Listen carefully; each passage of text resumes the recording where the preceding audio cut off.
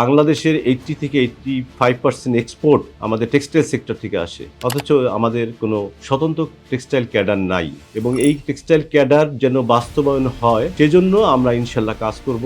এই আইটিটি ভবনের তৈরি করার জন্য আমরা উদ্যোগ গ্রহণ করব। প্রতি 2 বছর পর পর আইটিটিতে নির্বাচন হবে। স্মরণকালের মধ্যে সর্বশ্রেষ্ঠ একটা নির্বাচন হয়েছে।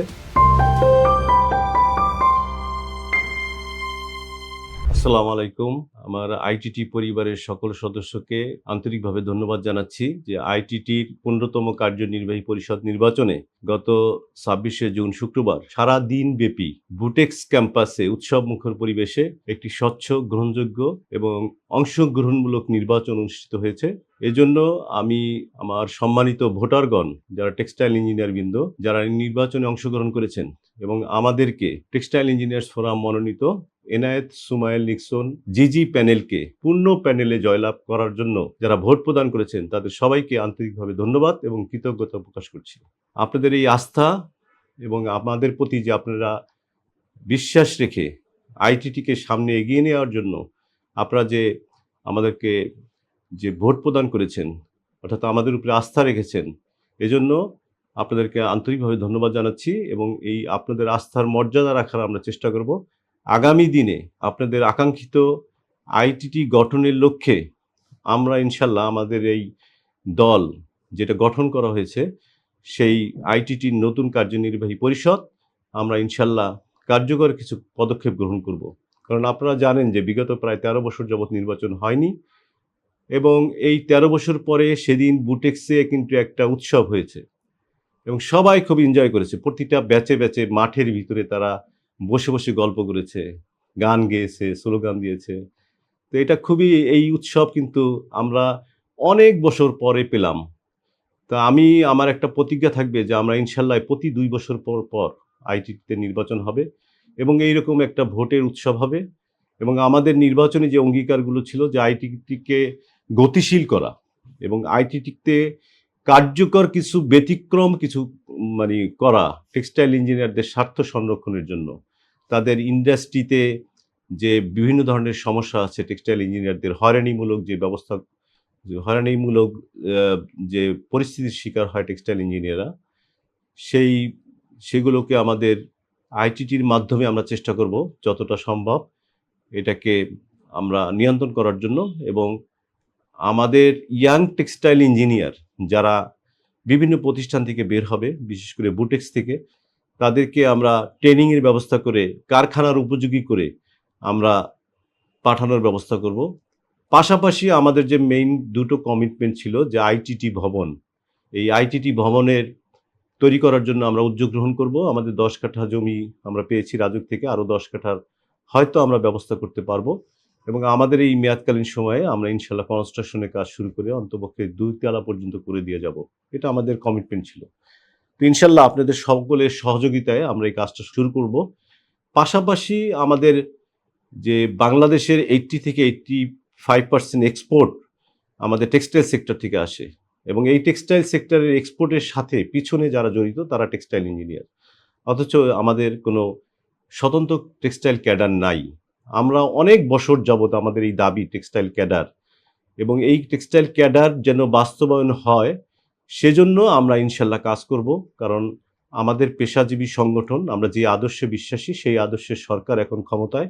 অতএব আমরা ইনশাল্লাহ এটা ব্যবস্থা করতে পারবো বলে আমরা আশা রাখি। এটা আমাদের একটা কমিটমেন্ট ছিল এবং আমরা নির্বাচিত হওয়ার পরেও এখন আমরা এটা জোরে সোরে আমরা লেগে যাব এই কাজটা করার জন্য। পাশাপাশি অন্য যে সামাজিক এবং টেক্সটাইল ইঞ্জিনিয়ারদের পাশে থাকা, এইগুলো আমরা সবসময় চালিয়ে যাব এবং সবচেয়ে বড় কথা যেটা আমি সবসময় বলি যে টেক্সটাইল ইঞ্জিনিয়ারদের যে বৃহত্তর পরিবার, এই পরিবারকে আমরা সবাইকে একত্রিত করার চেষ্টা করব সবসময় সব অনুষ্ঠানে এবং সবাইকে নিয়ে আগামী দিনের আইটিটি ইনশাল্লাহ আমরা গঠন করব। আমাদের পূর্ণ প্যানেলে আমরা জয়লাভ করেছি, আমাদের উপরে প্রত্যাশা অনেক বেশি। কতটুকু পারবো আমি জানি না, তবে আমি এবং আমার প্যানেল আমরা চেষ্টা করব, যথাসাধ্য চেষ্টা করব যে আইটিটিকে নতুন কিছু একটা দেওয়ার জন্য। আমাদের প্রত্যাশা কিন্তু অনেক বেশি, তবে আমরা চেষ্টা করব যে নতুন কিছু আইটিটিতে করার জন্য এবং আমাদের সদস্য বান্ধব করার জন্য, সদস্য সংখ্যা বৃদ্ধি করার জন্য এবং সদস্যদের অংশগ্রহণ যেন আইটিটিতে থাকে, তার জন্য বাস্তবসম্মত আমরা কিছু পদক্ষেপ গ্রহণ করব। তবে আইটিটির সদস্যদেরকেও আমাদের তাদের প্রতি আমাদের অনুরোধ থাকবে যে আপনারা যারা আমাদেরকে নির্বাচিত করেছেন, আপনারা আমাদের ভুলগুলো ধরিয়ে দিবেন, আপনাদের সাজেশন আমাদেরকে দিবেন এবং আপনারা কিন্তু আমাদের থেকে জবাবদিহিতা নিবেন। এটা কিন্তু খুবই প্রয়োজন এবং আপনাদের অংশগ্রহণ খুব বেশি প্রয়োজন। কারণ আপনারা যদি অংশগ্রহণ না করেন তাহলে কিন্তু আইটিটি গতিশীল করা যাবে না। এবং আপনাদের অংশগ্রহণ করার জন্য আমাদের তরফ থেকে যে কাজগুলো করা দরকার সেটা ইনশাল্লাহ আমরা করব। তো সবাইকে আন্তরিকভাবে ধন্যবাদ, আবারও ধন্যবাদ জানাচ্ছি। পাশাপাশি আমি ধন্যবাদ জানাতে চাই আইটিটির বর্তমান অন্তর্বর্তীকালীন কমিটির আহ্বায়ক ইঞ্জিনিয়ার এহসান করিম কায়সার এবং সদস্য সচিব ইঞ্জিনিয়ার এ কে এম মহসিন আহমেদ সহ আইটিটির কমিটির সকলকে।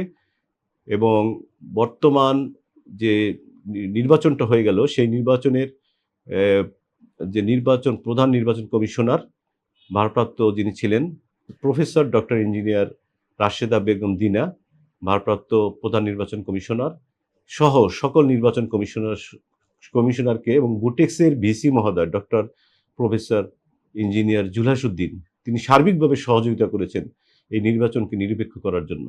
এবং আমার মনে হয় যে এবারের নির্বাচনটা স্মরণকালের মধ্যে সর্বশ্রেষ্ঠ একটা নির্বাচন হয়েছে, এটা সকল পক্ষ বলেছে। এবং পাশাপাশি যারা আমাদের প্রতিপক্ষ প্যানেল, ইউসি প্যানেল যারা নির্বাচনে অংশগ্রহণ করেছে তাদেরকেও আমি আন্তরিকভাবে ধন্যবাদ জানাচ্ছি যে আপনারা নির্বাচনে অংশগ্রহণ করেছিলেন বলেই কিন্তু আজকে একটা উৎসবমুখর পরিবেশে আইটিটিতে একটা প্রাণ ফিরে পেয়েছে। এখন অনেকেই কিন্তু সদস্য হওয়ার জন্য আগ্রহ প্রকাশ করেছে। আজকে অনেকেই আমাকে বলেছে যে আমরা আইটিটির সদস্য হব। এটা কিন্তু আপনারা অংশগ্রহণ করেছিলেন বলেই। তো আপনাদেরকেও আমরা আন্তরিকভাবে ধন্যবাদ জানাচ্ছি। জয় পরাজয় অবশ্যই হবে, আজকে আমরা জিতেছি, কালকে হয়তো আপনারা জিতবেন।